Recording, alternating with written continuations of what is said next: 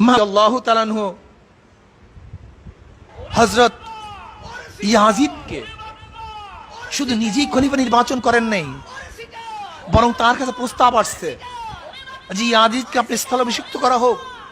এর বহুবিধ কারণ আছে, কারণ ইসলামী জগতে বহুত রক্তপাত হয়েছে এই খেলাফতকে কেন্দ্র করে। তিনি চান নাই দ্বিতীয় কোনো রক্তপাত হোক, তাকে প্রস্তাব দিয়েছে অনেকেই। হযরত মুআবিয়া রাদিয়াল্লাহু প্রস্তাবকে গ্রহণ করেছেন।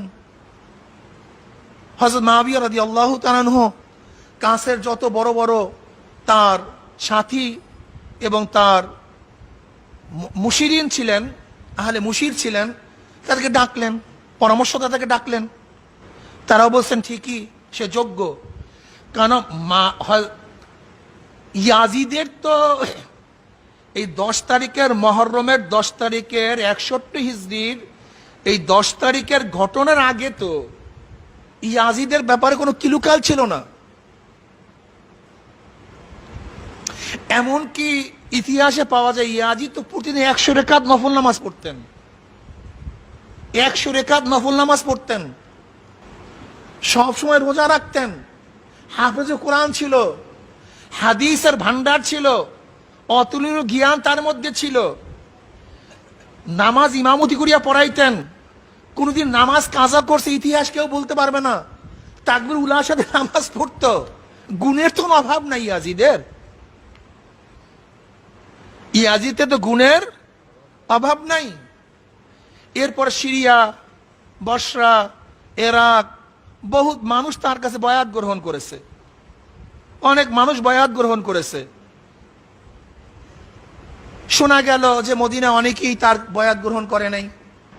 মুআবিয়া রাদিয়াল্লাহু তাআলা আসছেন, আয়েশা দেখেন আব্দুল্লাহ উমর রাদিয়াল্লাহু তাআলা আনহু, আব্দুর রহমান ইবনে আবু বকর রাদিয়াল্লাহু তাআলা আনহু, আব্দুল্লাহ ইবনে জুবাইর রাদিয়াল্লাহু তাআলা আনহু, আব্দুল্লাহ ইবনে আব্বাস রাদিয়াল্লাহু তাআলা আনহু, হুসাইন ইবনে আলী রাদিয়াল্লাহু তাআলা আনহু, এরা বয়াত গ্রহণ করে নাই। মুআবিয়া রাদিয়াল্লাহু আসছেন মদিনায়, সফর করছেন, তেনাদেরকে বুঝাবার চেষ্টা করছেন, কিন্তু তারা ভিন্ন মত পেশ করছেন। আম্মাজান আয়েশা সিদ্দিকা রাদিয়াল্লাহু তাআলার কাছে হযরত মুআবিয়া রাদিয়াল্লাহু গেলেন, গিয়ে বললেন এই ঘটনা। আম্মাজান তাকে নসিহত করলেন এবং বললেন যে আপনি নাকি তাদেরকে জোরপূর্বক বয়াত গ্রহণ করাতে চান এবং হত্যার হুমকি দেন বয়াত গ্রহণ না করলে। হযরত মুআবিয়া রাদিয়াল্লাহু বললেন না, এটা ঠিক নয়। তখন আম্মাজান আয়েশা সিদ্দিকা রাদিয়াল্লাহু তাআলা আনহা বললেন খবরদার, জোরাজুরি করবেন না, তাদের সাথে ভালো ব্যবহার করবেন, অসৎ আচরণ করবেন না। তিনি তার নসিহতকে গ্রহণ করলেন। হযরত মুআবিয়া রাদিয়াল্লাহু অপেক্ষা করতেছেন মদিনায়। তারা যখন টের পেলেন যে হযরত জোরপূর্বক আমাদেরকে বয়াত গ্রহণ করাবে, তারা চলে গেলেন হজে। মুআবিয়া রাদিয়াল্লাহু হজে চলে গেলেন, তাদেরকে ডাকলেন। হযরত আব্দুর রহমান ইবনে আবু বকর রাদিয়াল্লাহু ডাকলেন, আব্দুল্লাহ ইবনে জুবাইর রাদিয়াল্লাহু ডাকলেন, আব্দুল্লাহ ইবনে আব্বাস রাদিয়াল্লাহু ডাকলেন।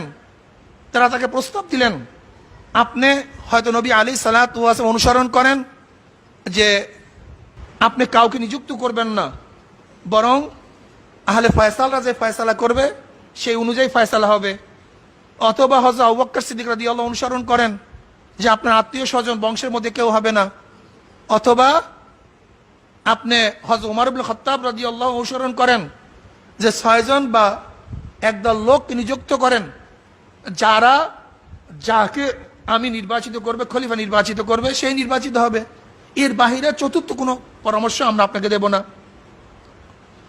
মুআবিয়া রাদিয়াল্লাহু চিন্তা করলেন যে অধিকাংশ মানুষই মেনে নিয়েছে, এই কয়েকজন লোক না মানলে কি হবে।